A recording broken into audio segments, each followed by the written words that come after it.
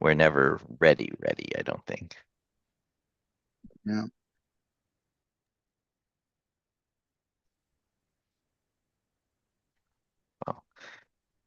Well, do you have any particular plans for following up on that?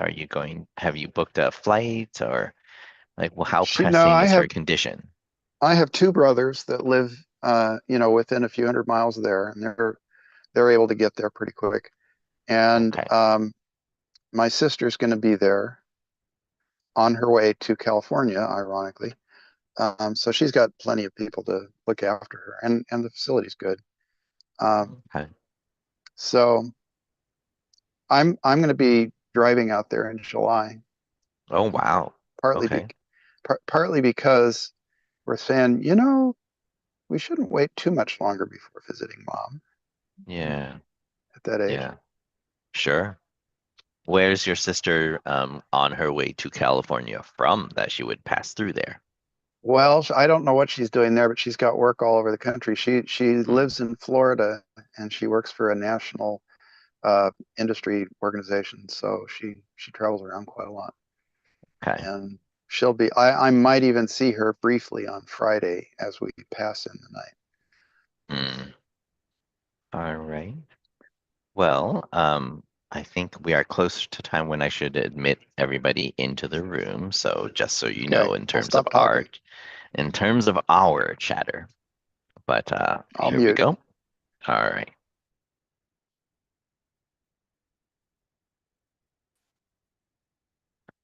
Hello to everyone online. This is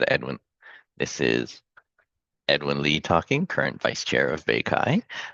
We have a couple minutes before um, we have our speaker ready to go. And yeah, just hang out. We'll be right back.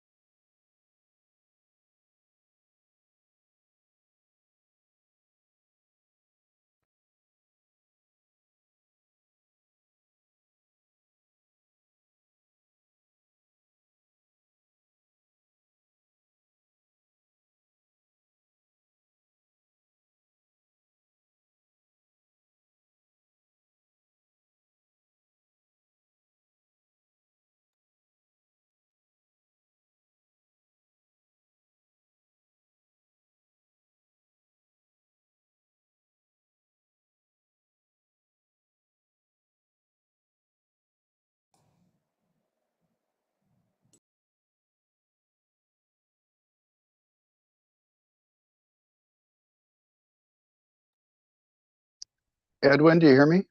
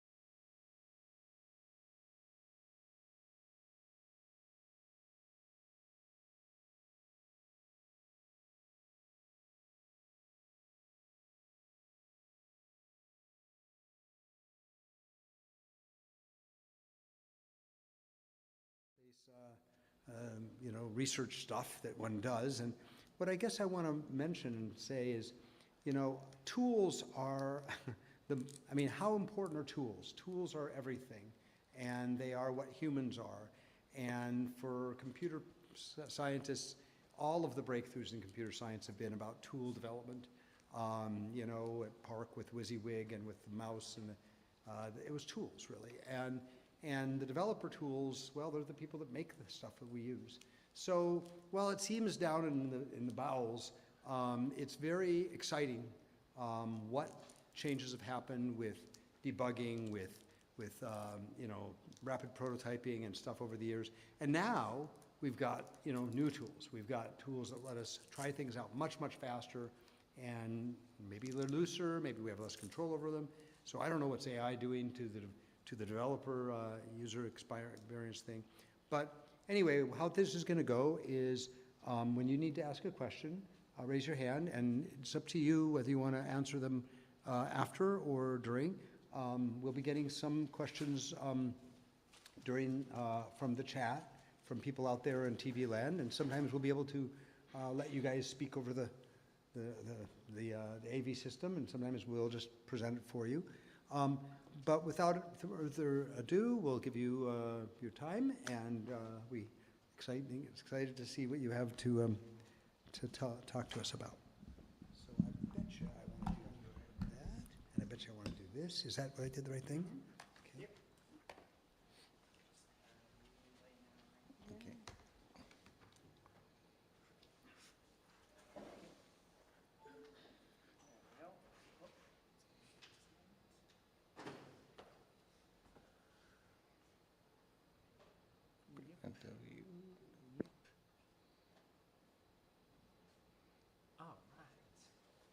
Okay.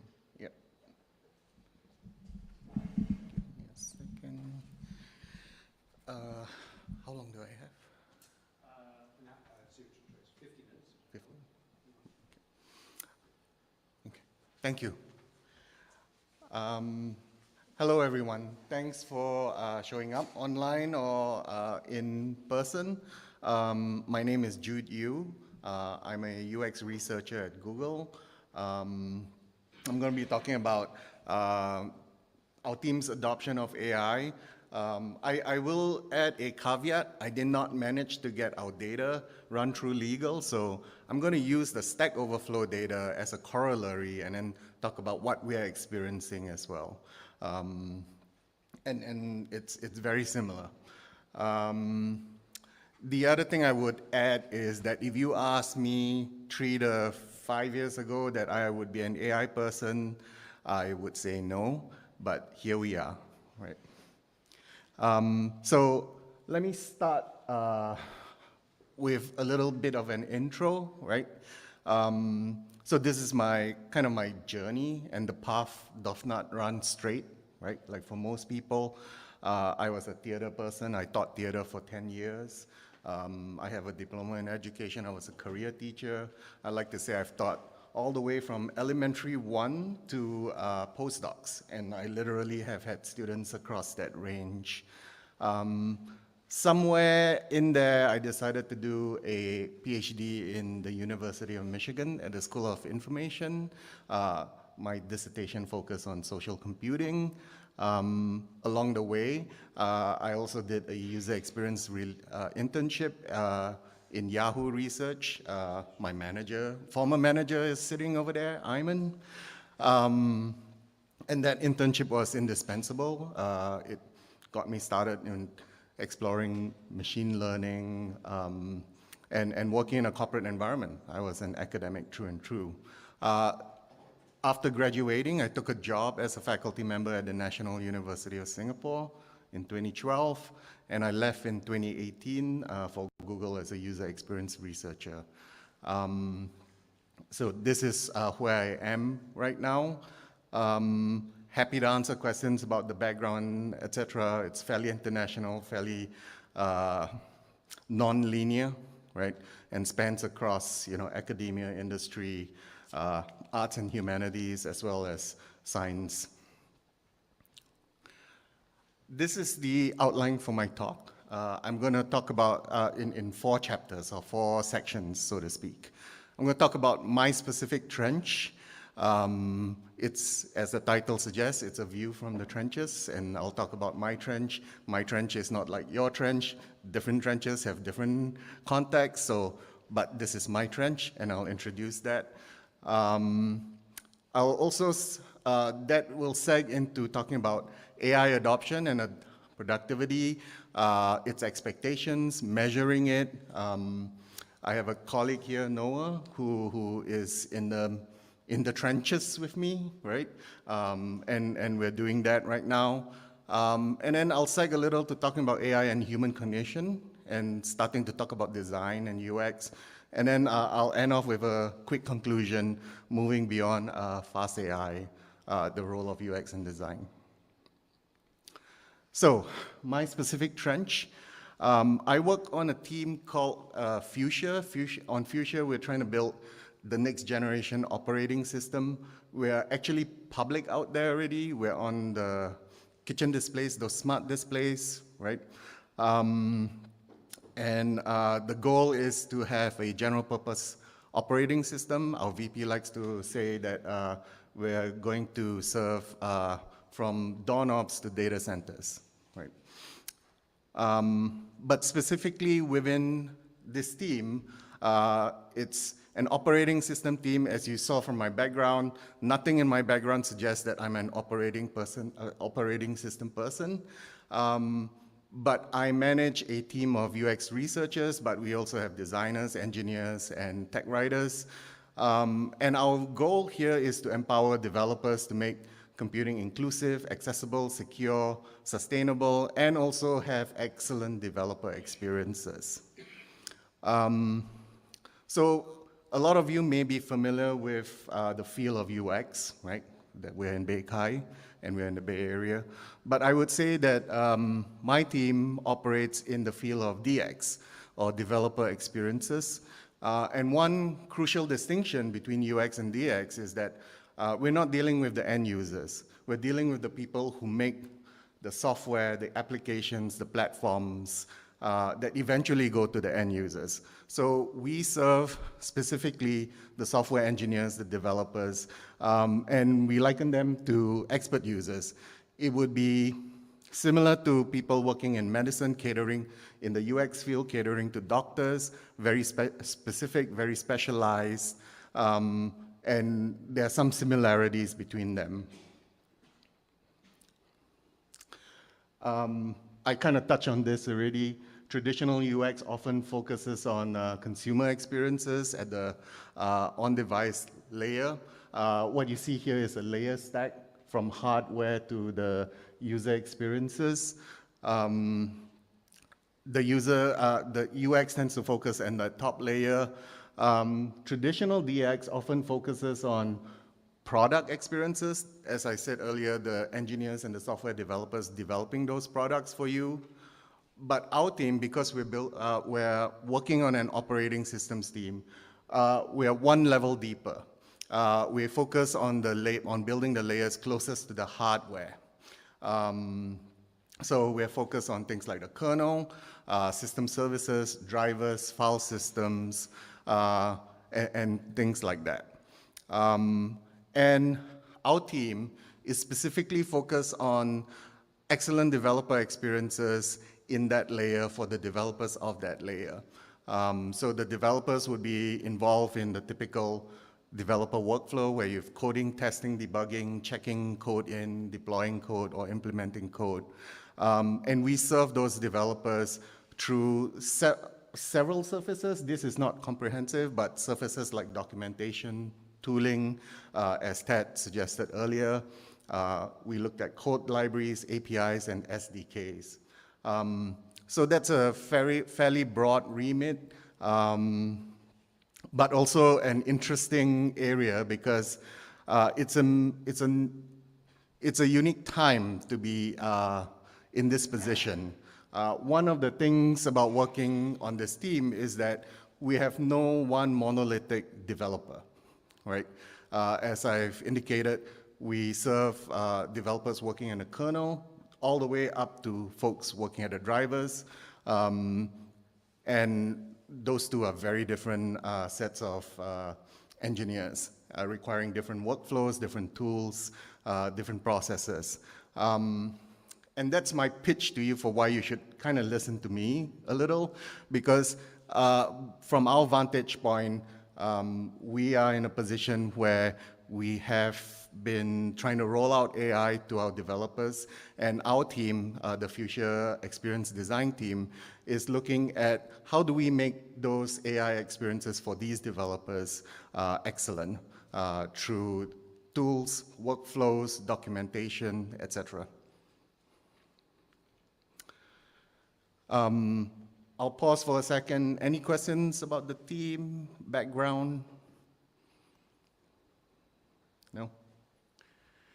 So, as I've suggested, we are in the midst of a lot of change, and we are rolling out AI across the company and across the team. And along the way, I'm sure in the press and in mainstream media, you've heard all sorts of things about AI, and in particular, AI and work, right? It's going to change the way we work. It's going to make roles obsolete, et cetera, et cetera, et cetera. I want to talk today a little bit about some of the expectations around rolling out AI in a software development team, one of which is what I call fast AI expectations. And I'll delve a little bit deeply into that in a moment. Oops. We lost...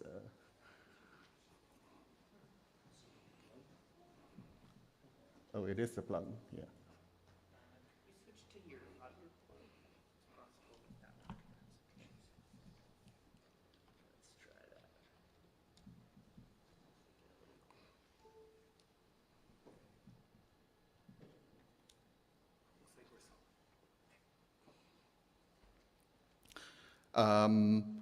So we're in the midst of change. We're trying to roll out AI with our software developers. My team is specifically focused on understanding and improving developer productivity and measuring it, right? But I'll start this narrative maybe just a little broader and maybe back up a bit. There is an AI adoption push across companies, right? One would say across the country and even internationally. AI adoption has been a buzzword in many corporations, but how do we gauge if AI has been successful and it has helped the developers become more productive or we can write better code? And one of the things that has emerged is that we have been given the mandate to understand how productivity has increased with AI, but we don't have the right tools to measure it right now. And one of the things that we have right now is using AI tokens. But if you know what AI tokens are and its usage, it's not a great measure of how AI is being used by the developers.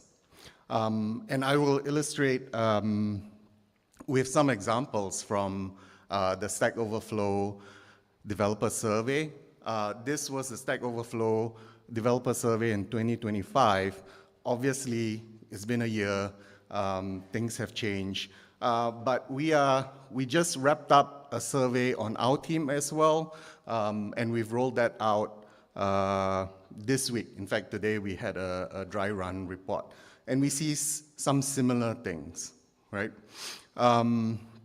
So there's a push for AI adoption, and that's the narrative that you get in the media, that's the narrative we get from management, that's the narrative we get from corporations.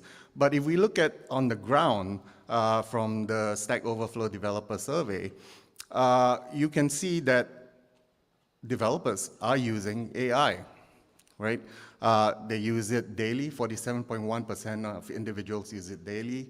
On our team, we're seeing similar results, as I said, from a survey that we rolled out today, where the team, up to 89% of respondents report that Gen AI plays a critical role in our work tasks, and similar numbers on its positive impact on the developer productivity.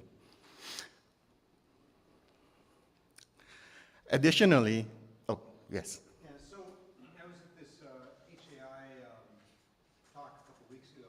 We'll keep that in.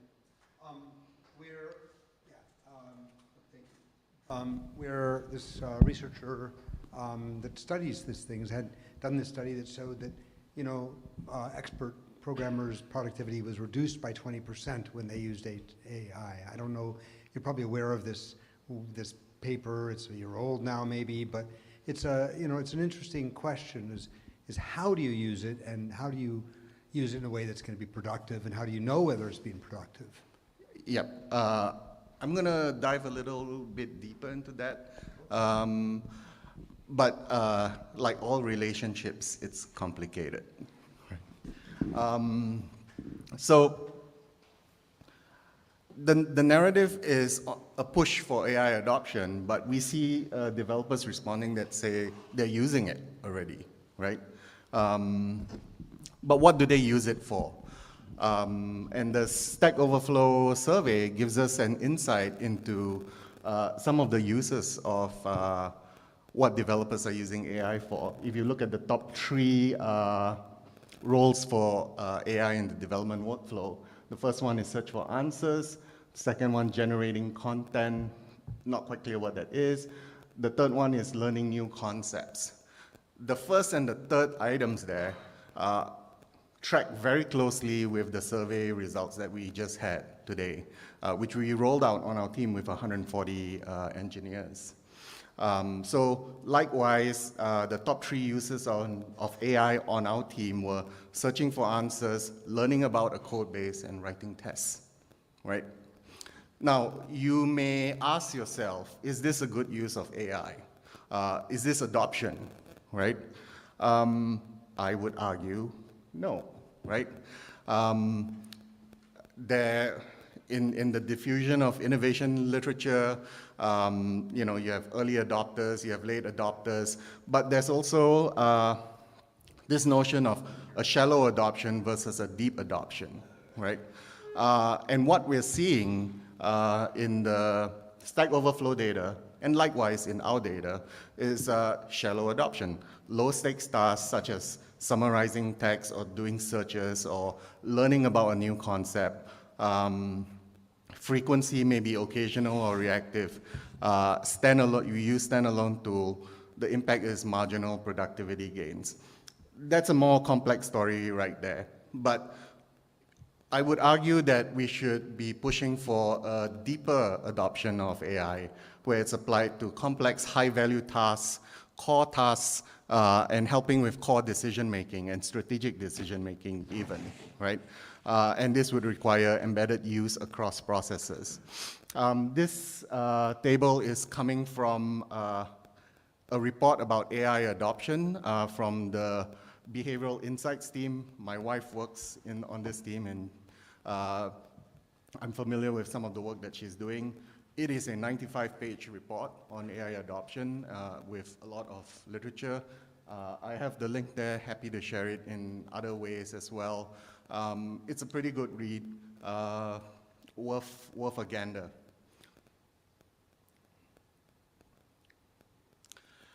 But if we would like deeper adoption, what does that take, right? Again, this is coming from the Behavioral Insights team report. It would require, for deeper adoption, a better understanding of motivators, empowering folks with better capabilities and operational readiness, increasing trust and legitimacy of the tools and the technology within their workflows, right? But this is a taller ask, right, than just adoption, right? 2 weeks ago, I was at CHI, the ACM CHI conference in Barcelona, and this was one of the presentations given. I think, Noah, you summarized this presentation, but I'm just going to draw your attention to the image, but this study is on the values of value in AI adoption, rethinking efficiency in UX designers' workplaces. I know that this is talking about UX designers and I'm talking about software developers, but the broader point is still the same. And the image is saying the critical issue is not whether AI enhances productivity, but how it distributes responsibility, reshapes organizational politics, and changes how value is recognized, right?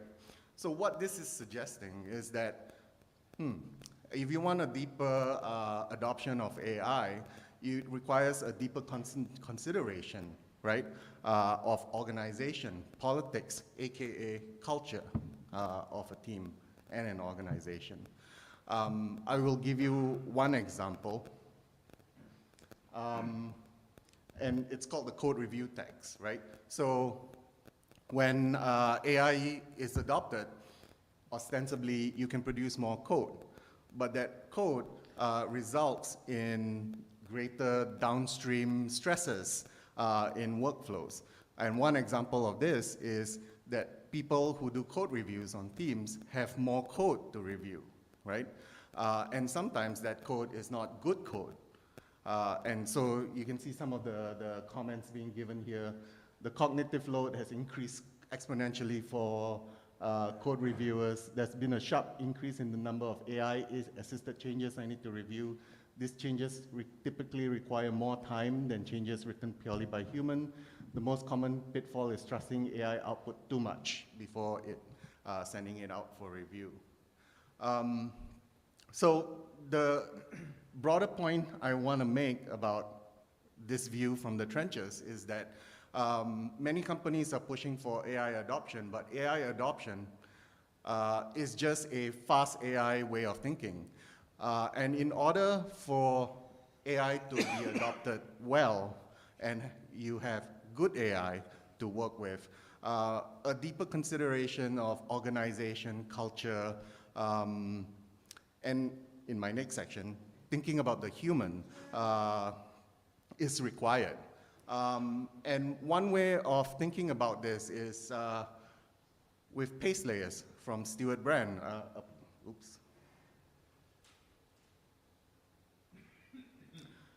Who is someone I think many people in this room may be familiar with, right? For the uninitiated, what pace layers are is the suggestion that different things in our world move at different paces. So, for example, fashion, it moves fast. It changes by season, let's say. Infrastructure moves more slowly. You don't build a bridge with each season, right? You build a bridge once every 100 years, let's say. Governance is slow to change. Likewise, culture.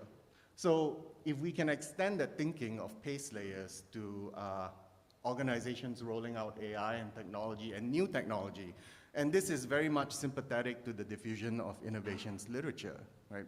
So new technology, things like AI, we know the pace of change is fast, right? New models get rolled out sometimes weekly, right? But in order for deeper adoption to happen, consider requiring AI adoption, let me read the bullet point. Requiring AI adoption without accounting for behavioral, cultural, and organization change is fast AI. Good AI perhaps requires moving beyond shallow adoption measures and taking into account changes in behavioral and organizational workflows, for instance. Okay. I'm going to pause for a second in case there are any questions.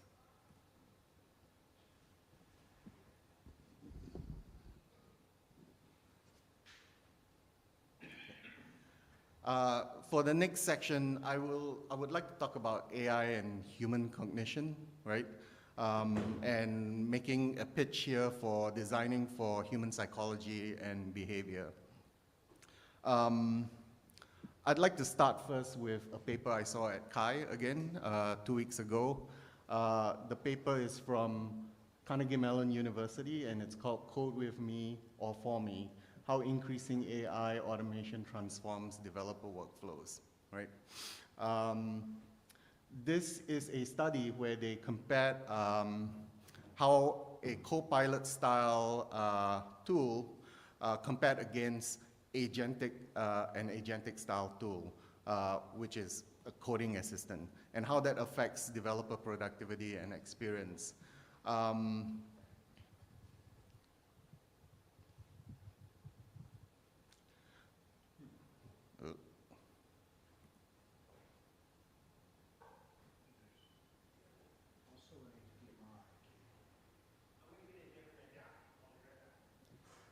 Okay, sorry about that.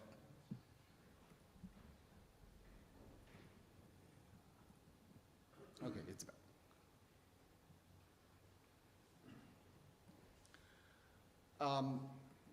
Just the quick takeaway, firstly, is that different styles of AI tooling, whether it is a co-pilot or whether it is an agent, results in very different workflows. If you look at the image here, the blue bubbles are human input in the developer workflow.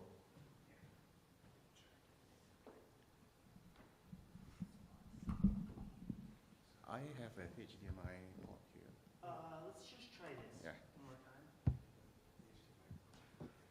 Yeah, that's usually. Okay, let's try that.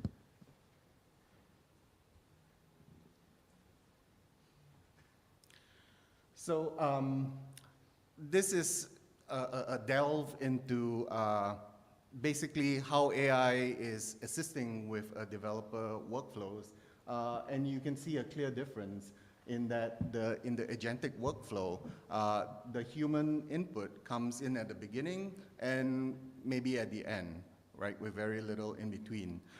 Whereas the co-pilot workflow is a bit more diverse, so to speak, right?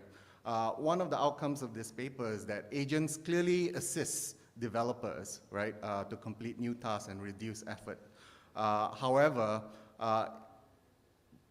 developers felt that, in particular, the agentic workflow were harder to control and large amounts of code and output harder to parse, right? And the paper went on to give some design suggestions for how to overcome this, right? But my question here for you is, which looks like deeper AI adoption and usage? Both AI, right? I like the fact that there's interaction. With Copilot, right? Whereas the agentic workflow, maybe hands off, let's say, right? Yes. How about a hybrid approach? Again, as I said earlier, like relationships, it's complicated, right? There are many different stripes of developers with many different stripes of workflows, right? And adoption is also requiring them to break habit, sometimes accrued over tens of years, right? So hence my argument earlier for consideration of cultural change. In this section, I'm going to argue for behavioral change as well, right, by considering human cognition, right? And as Ted suggested, the Copilot workflow looks like it's more interactive, more collaborative, right, between the AI and the developer. But our data suggests, or my experience and observations in our team suggests that, there's more than meets the eye, right? One example is on our team, we just recently rolled out an ability to be able to detect whether a code commit has been generated by AI. That sounds great. That helps us with our measurement job, right? But we dug a little deeper, and essentially, the only time that tag gets put on that code commit is when the AI does the code commit. And not every developer uses AI to do the code commit. Everyone has a different workflow, right? So the situation is a little bit more complex, right? But, the reality from the trenches is that people are adopting AI and adapting to it, right? It's just that it probably takes time. But one of the common complaints, if you will, about AI usage, especially in coding environments, is, you've heard of the term vibe coding, right? And it's a pejorative, actually, right? I mistakenly used it on an engineering colleague the other day and said he vibe coded something, and he took great offense, and I had to apologize profusely. And vibe coding suggests that you give the AI a couple of prompts, it shoots out something, you may take that, you may commit that, you may use that, right, out of that. There is good evidence to suggest that, that there are people who do that, obviously, but that kind of AI usage has negative implications. And I'm going to draw your attention to another paper that I saw 2 weeks ago.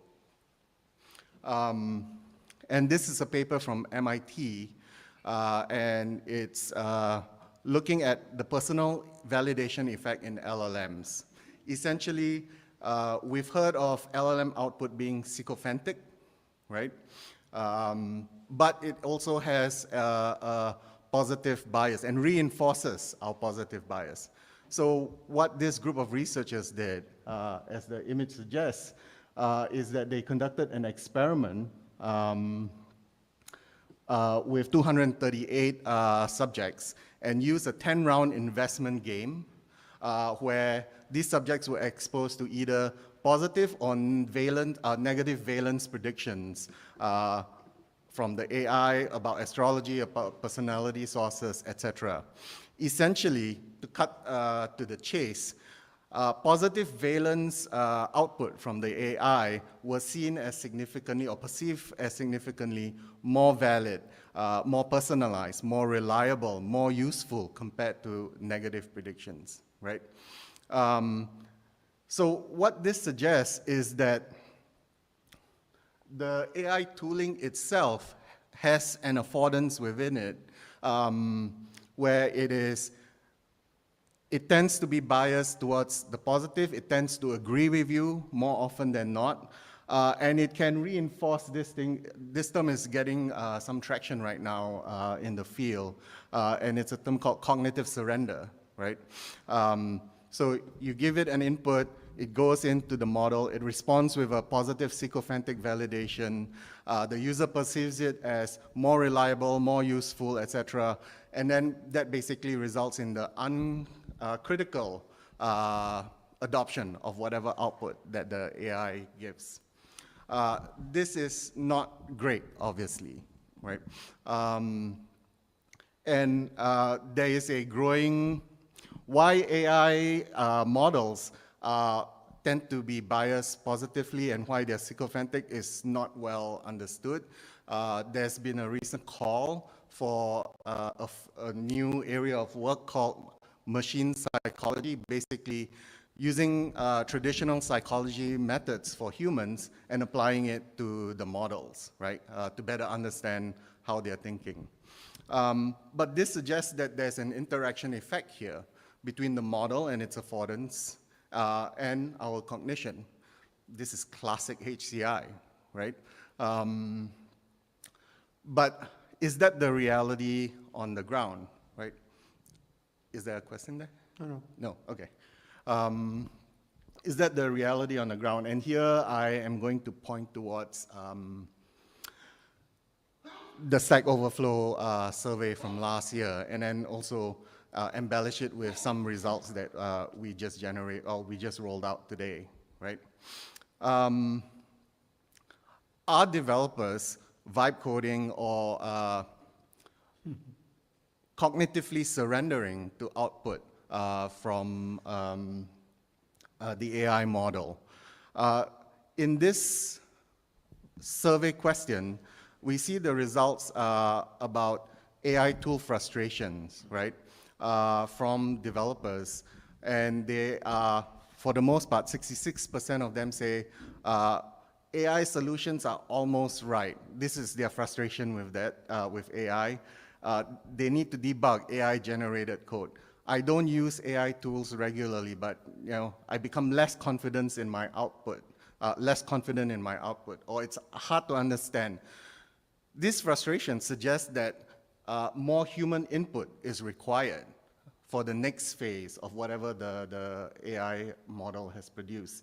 Yeah, go ahead, Edwin.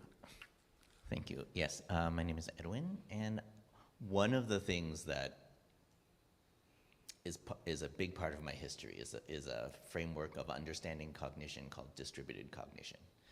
And as a fundamental difference from what most theories conceive of as cognition being contained within our heads, distributed cognition posits that all the thinking, all the tasks that we do with our tools, with the other people, with culture, are all cognitive processes.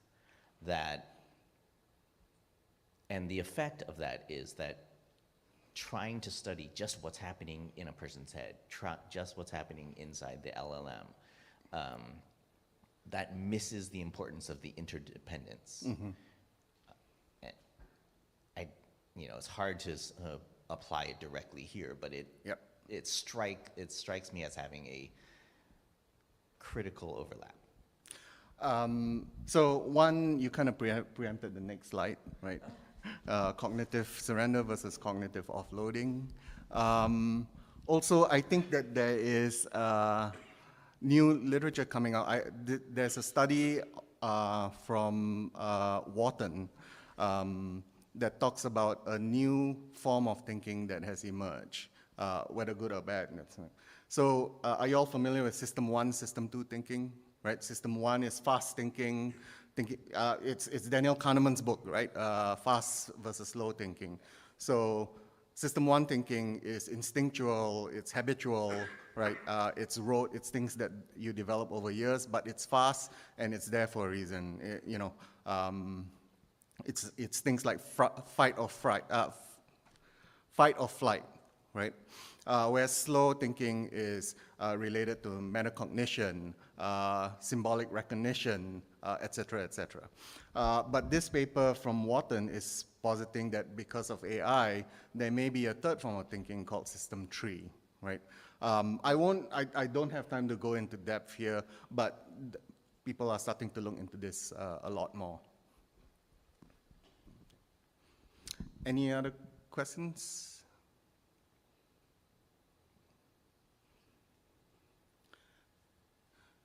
So if I go back to this illustration of developer workflows with AI, one would suggest that the Copilot workflow is more interactive, doesn't involve cognitive surrender, right?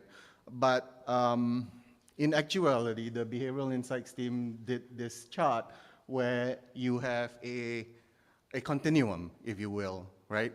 Where on one end, the end to your left, the AI does more of the work, versus on the other end, in the green columns, where the developer does most of the work.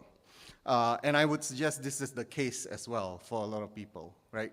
Are there things that, so I'll speak from personal experience and preparing for this presentation. Did I cognitively surrender? Yes, I did, right? Especially for some of the imagery and charts I asked Gemini to help me generate, right? But did AI come up with the idea for this talk? Did it come up with the outline? No, right? Did it help me procure examples that I probably wouldn't have thought of before? Yes, I'm using it as a cognitive partner, if you will. And there's increasing evidence that, especially with skills and with agentic workflows where we manage multiple agents instead of just one, right? There's a lot more to and fro involved in that. So the takeaway here is that developers aren't surrendering. Rather, they are becoming verifiers. I like to tell my friends that we're all becoming managers, right? As good or bad as that role sounds, right? But we instead are not managing humans right now. We're managing multiple agents or different models or different workflows in parallel even, right?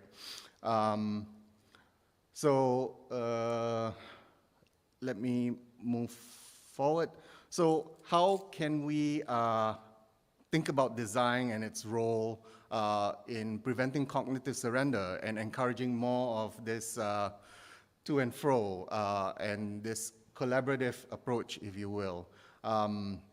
So fast AI is an assumption that adoption is fast, adoption is easy, workflows will be smooth with the adoption of the new technology. It is smooth, but as cognitive surrender shows, it comes with drawbacks, right? It's just like, you know, a life lived without any form of friction may not be a life well lived, right? Likewise, in our work, a work filled with zero friction may not be, you know, productive. It may not be impactful as well. So I would suggest that AI, you know, to the tool argument earlier, right? AI should be an extension of the developer's mind, and then we should think about leveraging friction to keep human critical thinking engaged, and think about more like the co-pilot model, right? So I'm gonna conclude here, right? And talk about, just summarize a little and talk about the role of UX and design and thinking about moving beyond fast AI, right? And hopefully we get good AI. One, as I've suggested at the top of the talk, accounting for cultural, organizational change. Some of the things we can think about there, invest in change management, something small like that, communicate well, measure what matters. I am on this particular roller coaster, right? And we're still figuring things out, right? So one of the fundamental questions that me and my team are faced with right now, how do we measure AI engagements? We know that just counting tokens isn't it. Just like back in the day, counting CLs or codes committed, lines of code committed from a developer isn't a sign of a developer's productivity. From the cultural perspective or the organizational perspective, move towards deeper workflow integration rather than shallow usage. You can, some of the ways this can happen is you can have AI champions, you can have folks who are perhaps more advanced on the team showcase how they make use of some of these new tools and how it's integrated into their workflows, for example. It's important to account for human behavior and cognition, right? As humans, we are flawed beings. And you know, we have our biases and constraints, right? And as I've suggested in the earlier section, just being agreeable with you doesn't lead to good conclusions all the time, right? So one idea here is we can introduce productive frictions, right? So for example, like ensuring a click or brief wait before getting an AI suggestion, right? Scaffold opportunities for appropriate reliance and cognitive offloading, right? That mentioned earlier that, humans have depended on tools, right? And to a certain extent, it's tools that make us human, right? So likewise, how are we going to use these tools, and how do we cognitive offload some of the things that we perhaps take for granted today? Like for example, how many people here remember a phone number anymore, right? I don't think I can. So we've effectively offloaded that onto our smartphones, right, and other devices. Designing for social technical interactions.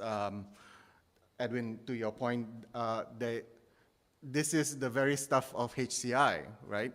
It is that interaction space. It's the space. It's neither property of the being nor property of the tool or object, right? It is in that interaction, right? So how do we design systems to account for behavioral biases and barriers, right, towards adoption? Can we provide transparency into decision making? So for instance, I work with a set of folks where we're producing analytics, and increasingly we are asked to use AI to produce some of these metrics and numbers and data. And if we're not careful, the AI can hallucinate, the model can hallucinate, and we get wrong numbers and we don't even realize it. So what we're trying to do is we do a couple of things. One is we make sure that the task is always portioned out into phases, and each phase is output into a collaborative notebook that has visibility from other members of the team. The other thing is that we do not let the model touch the raw data at all. It all has to go through tools so that it doesn't change things out. And with that, I'm going to stop here and pause for questions again.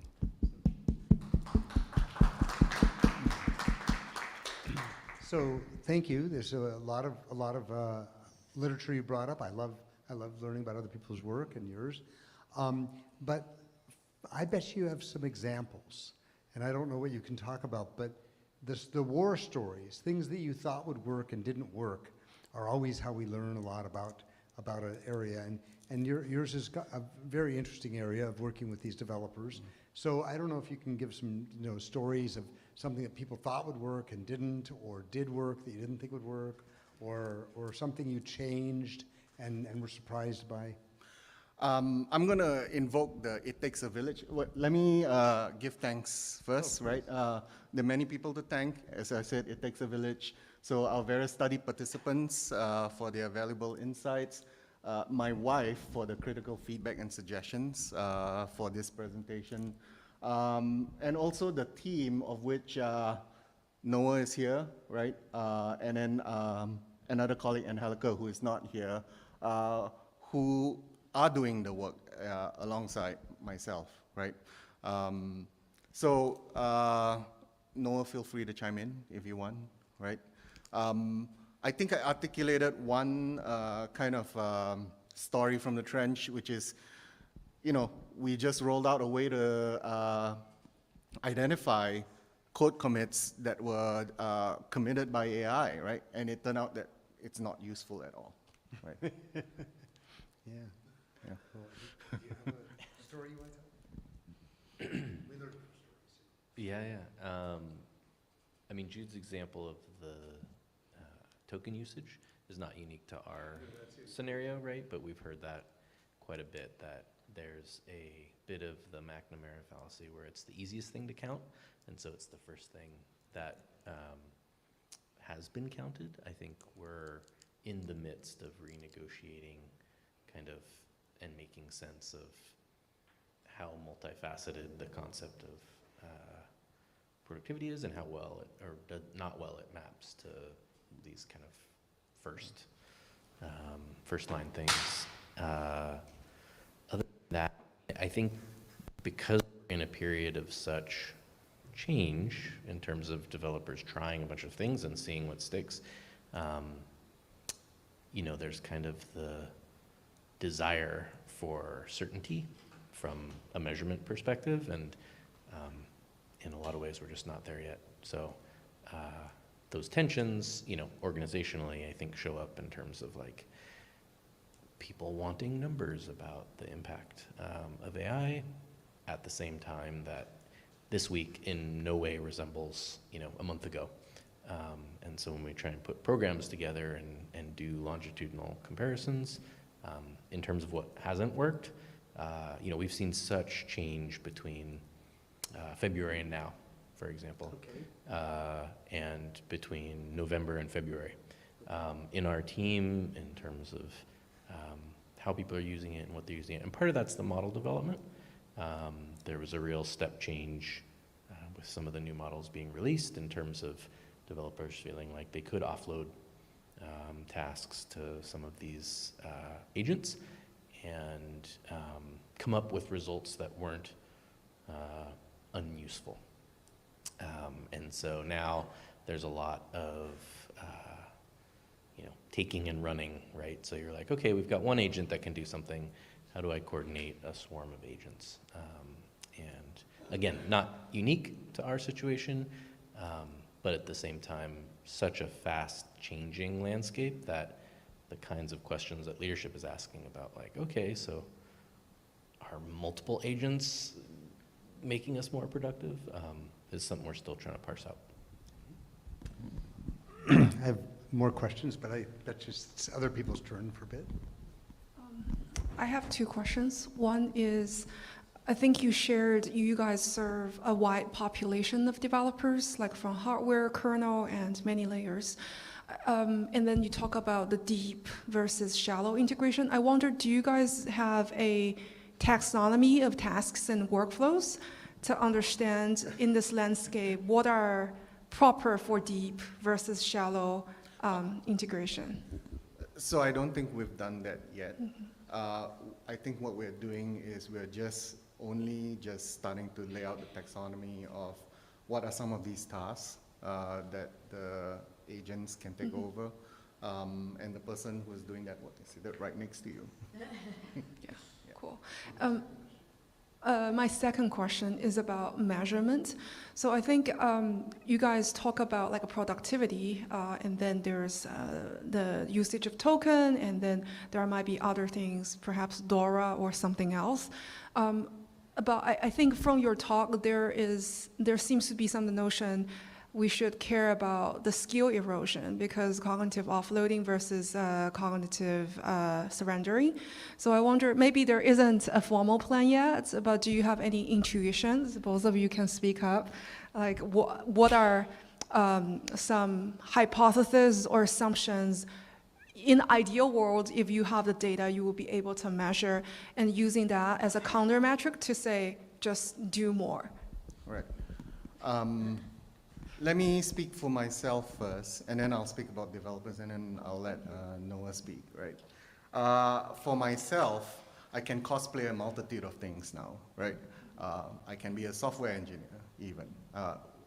But there is a danger in that, right? Because it doesn't make transparent some of the maybe fundamental skills that I may have kind of leapfrogged over or fly over, right? But I don't think that's the case we're seeing with our developers. As I said right at the beginning of the talk, we're dealing with expert users here. Some of these people have decades of experience, right? Therefore asking them to change their workflow, it's akin to like prying the gun from their cold dead hands, right? That kind of thing. Oh, the Vim Emacs debate versus, IDEs, oh my God. That happens outside, that happens internally as well, right? So I would say, as I've said earlier, I made the social faux pas suggesting one of my engineering colleagues vibe coded. They take great offense at that, right? So I don't think there's skill erosion there. And in fact, in the data and survey data that I'm suggesting is that they're using it to learn more, figure out more about code base, take on tasks or roles in different layers of the stack where they may not have had experience before. However, there's a caveat, right? What do we do about onboarding new folks, right? And how do they learn if this is the path for software development? Maybe they need to learn new things, right? I think that's an open question right now, and something that I think as a society we have to grapple with, right? Because it deals with learning, education, mentoring, pipelines of engineers. No? Qualitatively, people have talked about feeling like it's harder after using AI to do things that, they did before. And like Jude said, I think the question is just, with such fundamental changes to the concept of the discipline, will that matter? Like we still don't know necessarily in a longer time frame what's been lost. So kind of more exploration and research needed to understand what impact that will have. But certainly there is, from the developers we work with, a perception of skill erosion.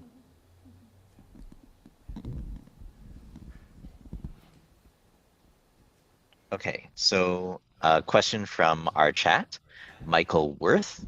I hope I'm pronouncing that correctly. Yes. Even before the AI tsunami, as a manager of development teams, I noted, I think I'm doing this double. I have this guy. As a manager of development teams, I noted an order of magnitude difference between individual developer proficiencies. How do your recommendations vary to apply the whole spectrum, or to apply to the whole spectrum of developer capabilities? Are we destined for only the top few percentage of developers being employable?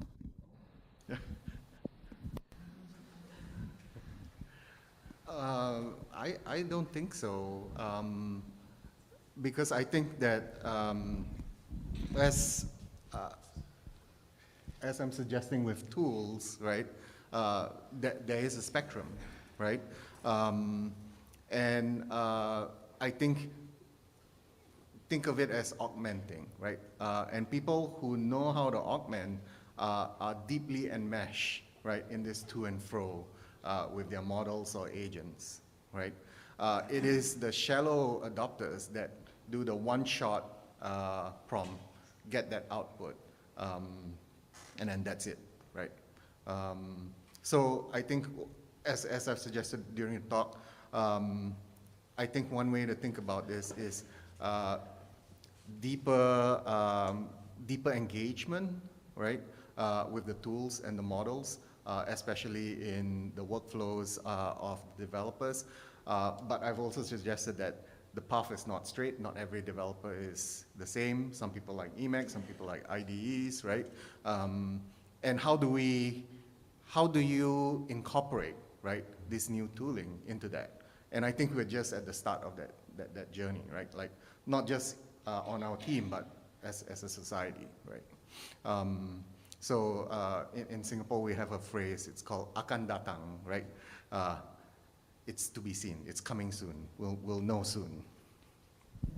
It's kind of following on from your last statement. It's a scenario question, what is the biggest uncertainty for both, also some of the other, that you see in the next 1 to 2 years? I mean, maybe longer term if you like, but, and I mean uncertainty in the sense of that if this thing changes, then that's kind of where we end up. If this thing changes that way, that's where we end up. So what is the biggest uncertainty that you see here?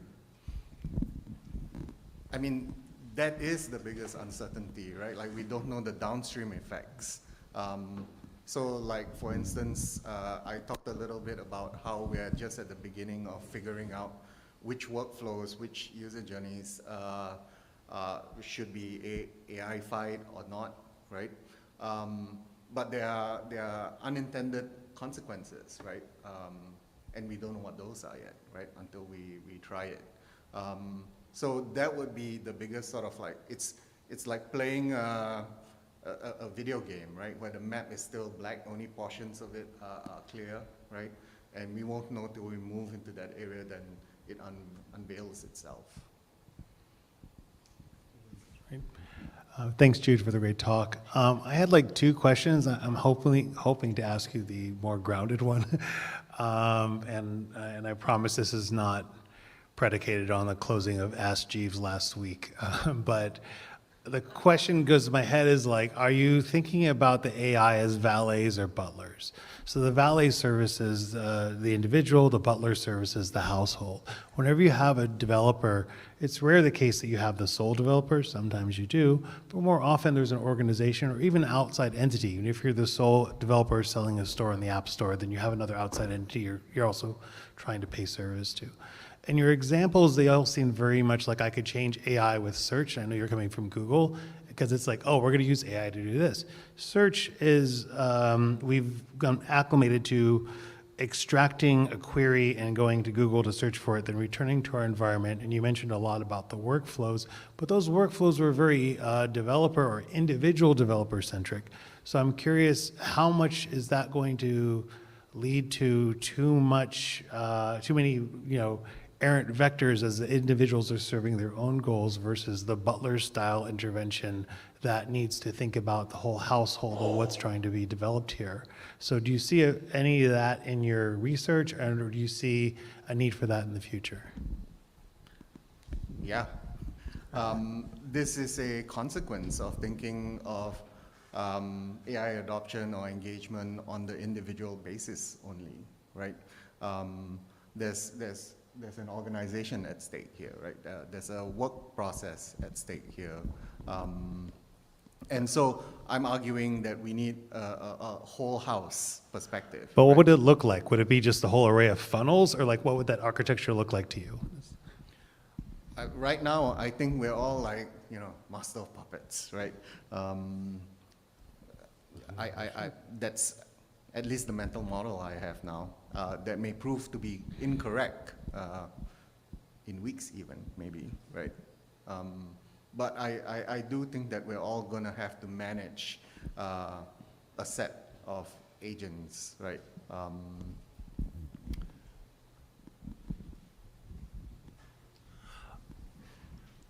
I'm feeling a little bit like the pointed-haired manager in Dilbert.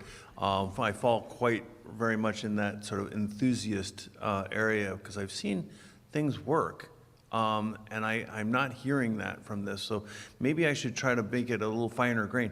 What areas or what types of development, what kinds of debugging, what kinds of project have you seen the AI tools work for? Where are the success pockets that, maybe they'll be bigger, maybe they'll be smaller next year, but given the tools post-November, post-February, right now, these couple months, what are some? Your graph. Which graph? In your experience? What people did. Oh, what people did? Oh. This one? No. Well, no, debugging networks, doing prototypes. What area are you seeing adoption that's working and that's not like schlop? Or none. We have one success story that we took to Kai in Barcelona last week, but this is coming from the UX team, right? And we've showcased a tool where it allows the engineer to basically root cause a failure in their code in logs. The nature of our platform is that it's still kind of experimental, right? So when it spews out logs, we're talking hundreds of thousands of lines, right? And getting to the particular failure line requires, a significant amount of effort, let's put it this way. And that project, what that has done is that when a failure happens, it captures it, and then it takes the last good run with it, and then it narrows down the sort of the space, right, where the engineer can debug and identify the root cause. But that's not the real kicker. I think the real kicker is plans for the next phase of this tool, which is, I think we're starting work on this, right? Where the failure may be something that the engineer may be not familiar with, right? Maybe the engineer can consult documentation, and that's where AI can help. But I think more importantly, it can also tap chat logs. It can also identify who's the expert in this field, right? The informal, implicit knowledge aspect of this, right? And I think that would be gold, right? So, okay. More? So we'll get him and then you. But, so I think of Alan Perlis talking about organisms. He says that basically no algorithm exists, only organisms. They have to be changing. They're always broken. They're being fixed. And I'm thinking about how I work as a developer. I'm an experimentalist. I mean, all I do is invent. So I'm always making prototypes. In fact, I was in a meeting last night where people said, oh, we should have a beer and talk about ideas. And I said, no. And I wrote up a couple programs and we showed them around the room and it changed the whole conversation. So I think that this quick prototyping, trying out lots of ideas is what I'm seeing working.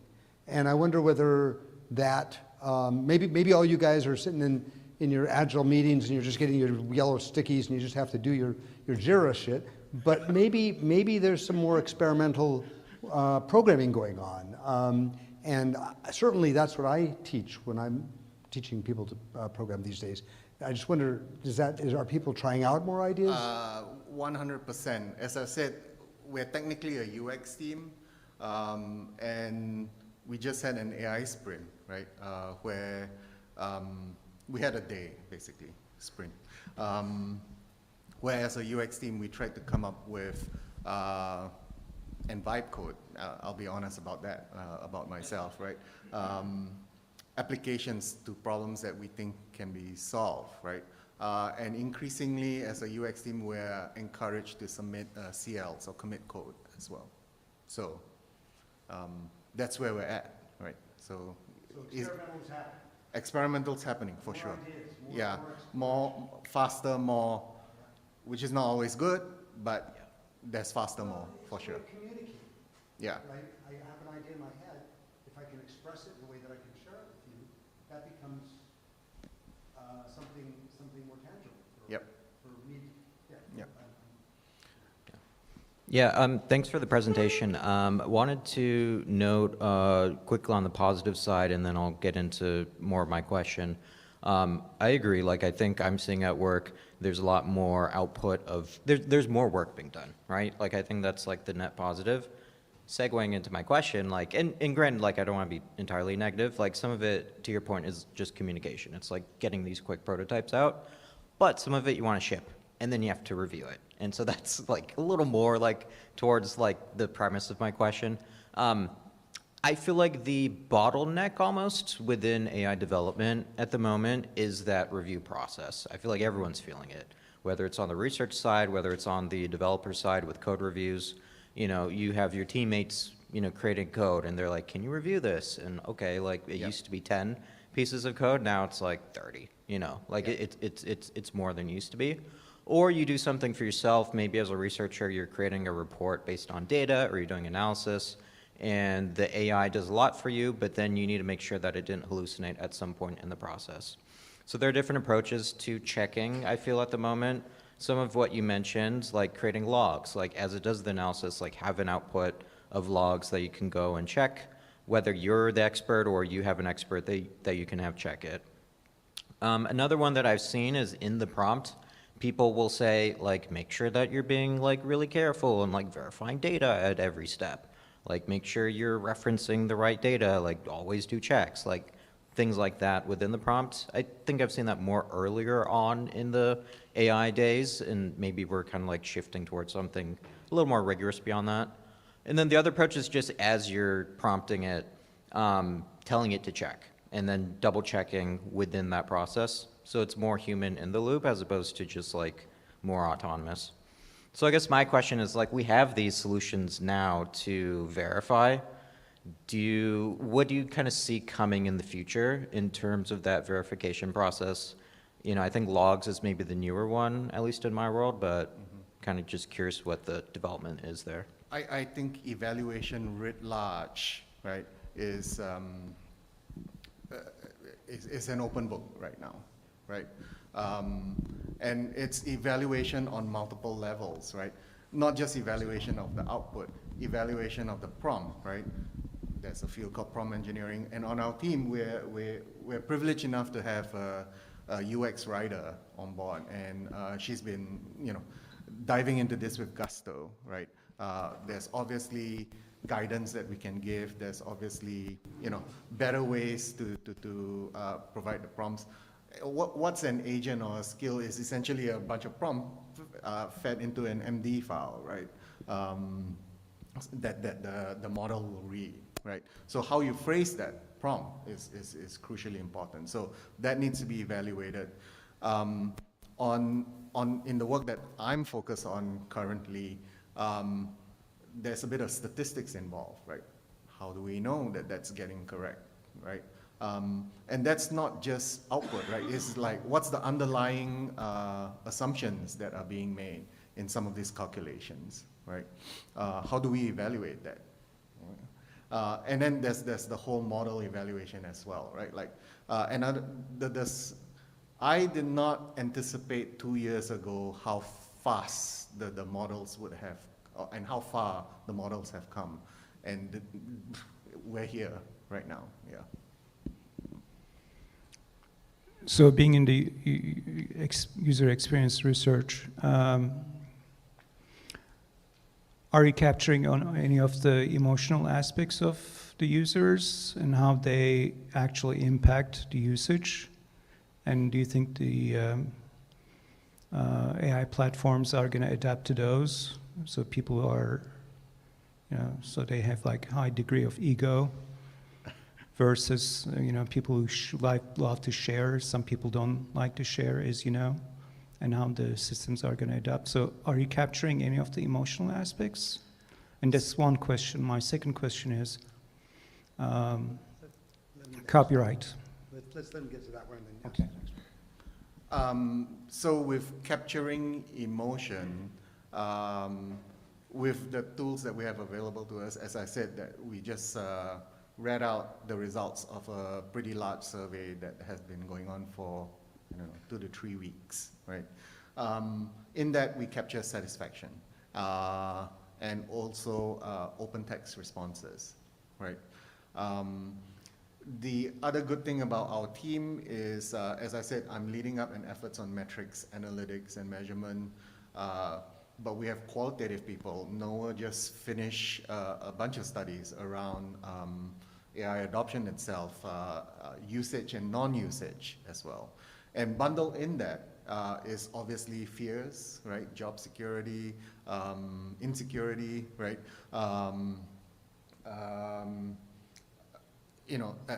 As I've suggested, some of, developers, some of them are curmudgeonly, right? Ask them to change a tool, something that they've honed and used over the years, right? So there's some amount of work here to be done, right? In overcoming some of these things, and I don't think we've done a good job at that right now.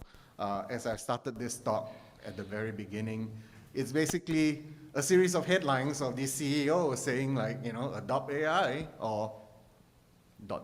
right?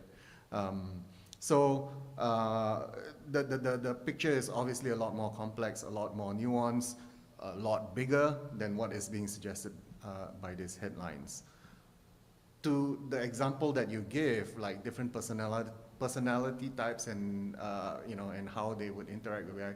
I think that's still a new area, right? Like that's unfurling, right? And my point in this talk is that this is socio-technical, right? That this is HCI, it is in the interaction, A pencil or a pen is a tool to write only insofar as the being that's doing the writing can recognize it as a writing instrument. Some other being might think that it's a weapon or, a stick to be thrown, right? In other words, this field has a long history, right, in environmental psychology as well, and its relation to emotions as well. Right. And I think we would benefit from going back there, I would say. My second question is about restitution, copyright, if you will. In organizations, usually programmers are acknowledged based on how good their code is and so forth. And they get acknowledged and referred and so forth. So how do you see agentic AI? Who's going to get the credit? Who's going to be acknowledged and so forth? I do not have an answer for you there. I mean, all of us working in corporations that are not working for yourself, all IP is owned by the corporation, right? As long as it's written on their machine, right? So I think therein lies your answer, right? But if you were working for yourself and you were using AI, I think that's a different question. There's definitely, developments in that area, right? China has these open source models, right? Which may get more popular, right, in the near future. I have another question. Curious about what kind of decisions you guys are trying to influence. So I think you mentioned you're doing quantitative metrics and Noah doing qualitative research. And then you mentioned like meaningful frictions. This seem to be like a principle you want to design for deeper integration. So I wonder, what are some of the outcomes regarding the current developer process, the tooling, or the culture they operating? What are some of the targets you guys are trying to change? I'll caveat by saying that each company is different, company culture is different, and even within a company like Google, it's a huge company, right? And people who apply for jobs like, what is it like in cloud? I could not tell you, right? Because I exist in this sort of like little corner of the world within a larger company with 250,000 employees, right? I lost your question. So I was asking what kind of outcomes, whether it's, are you going to change certain developer tooling, infrastructure, or process they work, or maybe some of the collaboration culture? What are some of the levers you will be able to influence? Noah kind of intimated towards that. I think we are in a let 1,000 flowers bloom phase, right? There's a lot, as I've suggested, there's a lot of experiment. The UX team is being encouraged to commit code, like who? But there is a need to understand what is impactful and what is good and contributes versus not, right? And I think we don't know that yet, and that's where a lot of the effort is going. So there's a lot of experiments and efforts going on across the team. How do we judge, right? That's one fundamental question. And that's where the sort of metrics comes in. I have to say, it's not all bad, right? Like Brewster, intimated. We're being encouraged, right? In some ways, I don't know if I still have a blank check on tokens, but maybe not. But I'm encouraged to use as much as possible, right? And in fact, even being encouraged to use external models as well, not just the internal ones, to understand how they differ. Just a few things like from the talk today is just swirling around in my head. From, are we measuring just the things that are easy to measure, to the idea of, to the assumptions of like where the thinking is happening. When you map out and try to think about like what it is that you can try to pay attention to get your signals, maybe some part of it could be the pattern of communication between this employee and the next employee, and when they talk to the AI, and what is that quality of that conversation? What is it? What is it asking? What are they getting back? And so that it's a what is the state of that network over time, and how does it progress? Right. I would say that right now, at least based on my observation, the interaction with AI is still individual. You may hand off output generated, right? But we're not having like multiple people or a team engaging with like one agent or one model just yet. Or at least I haven't observed that. Maybe I might be corrected. It's still very much, this is a wrong assumption, right? Because we work socially, we work in teams, right? This model assumes an individual working with one agent, right? So I think that will change and has to change, right, eventually.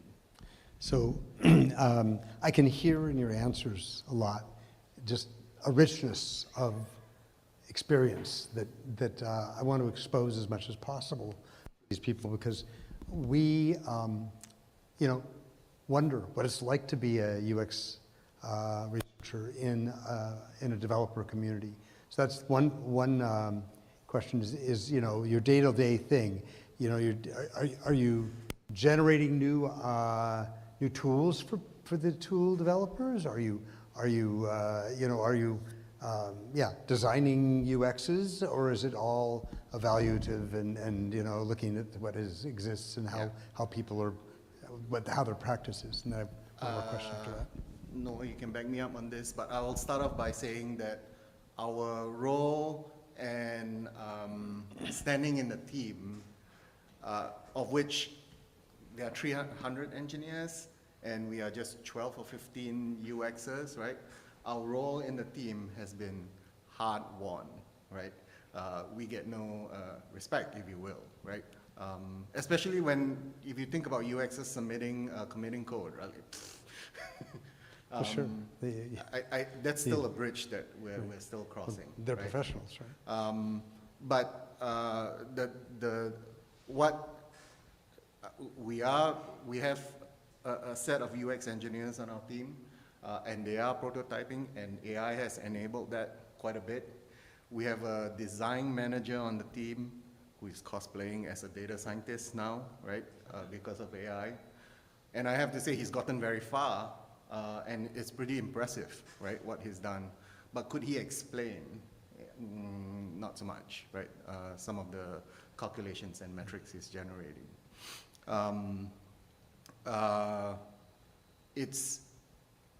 This is what I like to say to newcomers on the team. When we had newcomers, right, it would be, there's never a dull day, right? I'm learning something every day, literally, right? And in areas of the world that, I was a theater kid, right? I never expected to be trying to understand drivers, right? What were we doing today? We're trying to get to the bottom of flakes. And what is a flake? In a large platform, in a machine. Flake. What's a flake? flake? When something flakes. Oh, flake. Indeterminate test output. Passes one time, fails the next, right? Is it a ghost in the machine? But it's hard in a large system. Okay. And we aren't going to go on all night. I just want to ask one last question for me, and unless there's somebody else that needs to ask something. But, I grew up in a world where we were making small talk, and we were making interlaced with the loops, and we were making symbolics, all these wild things that turned into the IDEs of today, with all these tools to visualize and debug and find things, and structured editors, all that stuff. Do you see the tools of the future as rich and empowering as the IDEs that we, have. Can we see a sea change of that sort, where the developers are kind of feel like they are on the spaceship with all the controls at their fingertips, like they like to have in a new and more powerful way? And how's that feel to you? I mean, don't let an Emacs user hear that. I mean, this is where we are, right? It's just the curiosity is we've chosen a chat interface or a text box as the main mode of interaction with this like super sophisticated large language model on the back end. Why we arrived at that, I don't know. But on the other extreme, we have humanoids, right? Which is another obsession that I don't understand why we need to chase that particular form factor of interaction with technology. I think currently the interaction model is very limiting, right? It can be a lot more expressive. It can be a lot more illustrative, right? Graphical, if you will, right? But we're not there yet. Yeah, that's very exciting to me, because I grew up learning about the interlesd with loops, where the programs that came out of it, even though the syntax was exactly the same as other object-oriented languages, was so much more balanced because we had a visualization that was driving the way we were thinking about our architectures as we were developing. And I don't see anybody working on that kind of stuff today. But I don't need to go on and on. It's fantastic to have you here. Very exciting to hear about that there's 12 actual UX people embedded in such a team. And thank you for giving us a little bit of a picture into that, and also some of the broader things that you're thinking about as you're thinking about your projects and your field, going to Kai and everything. And so with that, we have another Googler coming next week, next month, that's going to be talking about health, UX and health. So thank you very much. Yeah, thanks for having me. And as I said, takes a village. So Yeah. a lot of Yeah, people that take. yeah. Thank you. And thank you, Evan, for doing all the AV. Yeah.